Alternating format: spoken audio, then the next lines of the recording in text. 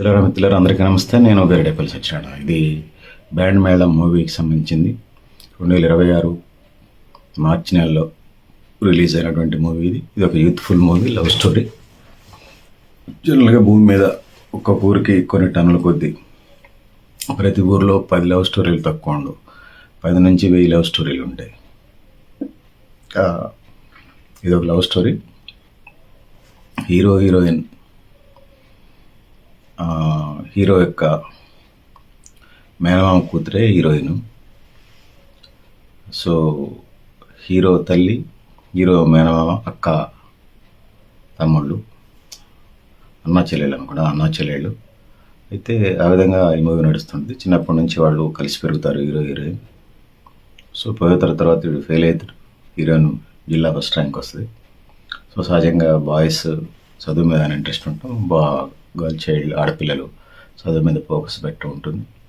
So hero సరదాగా ఎంజాయ్మెంట్గా తిరుగుతూ ఉంటుంటాడు. సహజంగానే ఉండేటువంటి ఏదైతే ఉన్నదో ఎంటర్టైన్మెంట్లో ఈ కార్యక్రమాలు ఉంటాడు. ఆడపిల్ల చదువుకొని పైకి వెళ్తారు. సో అదేవిధంగా హీరోయిన్ పాస్ అయ్యి ఇంటర్ చేసి ఇంజనీరింగ్ చేసే కార్యక్రమం నడుతుంది. హీరో మార్పేం రాదు, పైగా ఊళ్ళో బ్యాండ్ మేళం మ్యాచ్ చేసుకొని మ్యూజికల్ డైరెక్టర్ అవుతారని తిరుగుతూ ఉంటుంటాడు. సో అవకాశాలు లేకుండా ఉంటాయి. సో సావులకి, పెళ్ళిళ్ళకి, దినాలకి, కర్మలకి బ్యాండ్ మేళం కొట్టుకుంటూ ఉంటారు.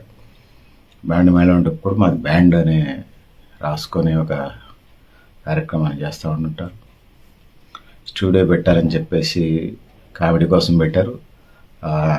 చిరు దొంగతనాలు చేస్తారు. అయినా డబ్బులు జరిపో 6 లక్షలు అవసరం ఉంటే సో వాళ్ళ అమ్మ చివరికి ఐడెంటిఫై చేసి నగలమైన డబ్బులు ఇస్తే స్టూడియో కట్టుకుంటే అది ఫైర్లో యాక్సిడెంట్లో పోతుంది. సహజంగా కట్టడా జరిగేటప్పుడు ఇన్సూరెన్స్ ఉంటుంది. ఆ లింక్ మిస్ అయ్యారు. సినిమా కోసం లాజిక్ని పెట్టినట్టు అన్నారు. దాని తర్వాత హీరో టీమ్ మెంబర్స్ ఉంటారు. ఒక లేడీతో పాటు 4 జెంట్స్. జెంట్స్ 4లో ఒక లేచిపోయి వచ్చిన అమ్మాయిని ఈ హీరో టీం మెంబర్స్ పెళ్లి చేసుకుంటాడు. సో ఇది నడుస్తూ ఉంటుంది. ఇక హీరోయిన్కి సంబంధించి ఎప్పుడు రిజెక్ట్ చేస్తూ ఉంటుంది హీరోయిన్ ఆ మూవీ అంతా. సో లాస్ట్లో తన కోసం నేను చేశానని చెప్తా భాగంగానే సో బర్త్డే కోసం మిడ్ నైట్ వెళ్ళటం, కేకులు కట్ చేయటం, ఇద్దరు పుట్టినరోజు ఒకటే కాబట్టి ఎన్ని రకరకాల సెంటిమెంట్స్, సీన్స్, కామెడీ సన్నివేశాలు, గ్రామీణ వాతావరణంలో తక్కువ ఖర్చుతోని చిన్న సినిమా ఇది. చిన్న బడ్జెట్లోనే కంప్లీట్ చేసిన cinema. Youthful movie, love story. So హీరోయిన్ని అడగటానికి పెళ్లి సంబంధానికి వెళ్తారు. బంధువులే కాబట్టి, మేనమామ కాబట్టి. మొదటి నుంచి హీరో తండ్రి దాన ధర్మాలు చేస్తూ ఉండేవాడు, దానకరులాగా.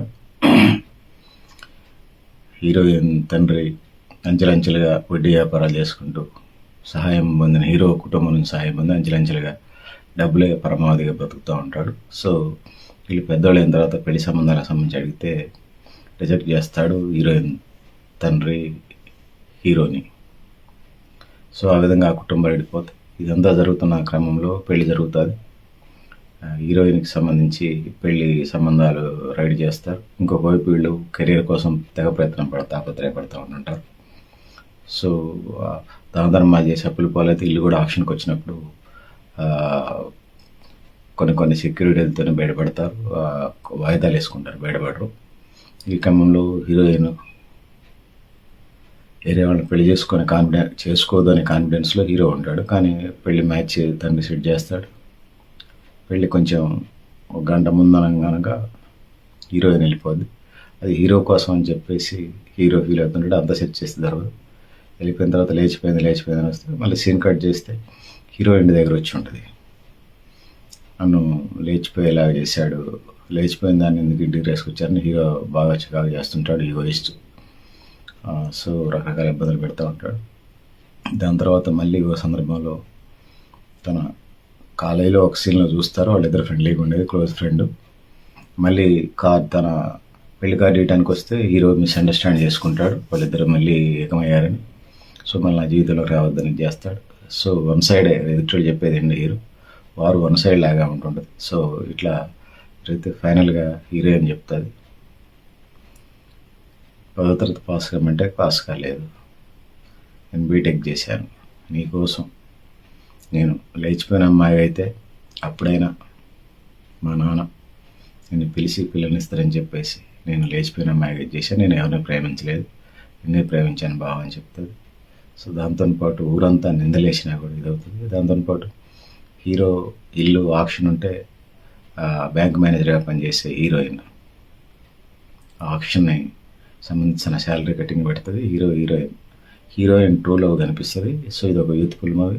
సహజంగా లవ్ మూవీస్ అంటే కామెడీ ట్రాక్స్, గ్రామీణ నేపథ్యం అంతా బాగుంటుంది. సో ముఖ్యంగా యూత్ కెరీర్ కోసం ట్రై చేస్తూ ఉంటుంటారు. ఉపాధి డబ్బులు వచ్చే కార్యక్రమం ఒకటి ఉంటుంది. వీళ్ళ ఇంట్రెస్ట్లు వేరుగా ఉంటాయి జనరల్గా యువతలో. ఇంకొక పాలక వర్గాలు కూడా చిత్తశుద్ధి లేనటువంటి వ్యవహారాలు ఉంటాయి. ఉద్యోగ ఉపాధి అవకాశాలు కల్పించడం, లోన్లు ఎవరు వడ్డీ వ్యాపారుల దగ్గర డబ్బులు తెచ్చుకొని సో ఉపాధి కార్యక్రమాలు పెడితే అది సక్సెస్ అయితే ఓకే, ఫెయిల్ అయితే మళ్ళీ అప్పులు పాలవుతుంటారు. సో ఇవన్నీ మనకు కనిపిస్తూ ఉంటాయి సమాజంలో. సో పెద్దలారా మిత్రులారా, ఈ పరిస్థితుల నుంచి అంటే సమాజంలో అందరికీ ఎదురయ్యే పరిస్థితులు, ఇందులో హీరో పొద్దాక లవ్ అనే కార్యక్రమంలో ఉంటాడు. ఆ పరిస్థితుల నుంచి సో హీరోయిన్ ట్రూ లవ్ చేయబట్టి ఆ లవ్ సక్సెస్ అయితే పెళ్లి చేసుకుంటారు. సో ఇది పరిస్థితి పెద్దలారా మిత్రులారా. హీరోయిన్ ట్రూ లవ్ చేసి హీరోని గెలుచుకుంటుంది, పెళ్లి చేసుకుంటారు. సో హీరో ఒక గ్రామీణ ప్రాంతాల్లో పని బాట లేకుండా తిరిగే కుర్రాడిలాగా కనిపిస్తాడు. సో చిన్న సినిమానే, తక్కువ బడ్జెట్తోనే మన ముందుకు వచ్చింది. ఈ మూవీకి సంబంధించి నేను 5 మార్కులకి 3.5 మార్కులు ఇస్తున్నాను. వీలుంటే తప్పకుండా చూడగలరు, ఒకసారి చూడవచ్చు. మీ సమయం డబ్బులు వృధా కాదు. వీలుంటే తప్పకుండా చూడగలరని తెలియజేస్తూ పెద్దగారు మిత్రులారా, మీరు కూడా మీ ఎప్పుడైనా కామెంట్ బాక్స్లో రాయని తెలియజేస్తున్నాను. సో థ్యాంక్ యూ ఉండాలి పెద్దగారు మిత్రులారా.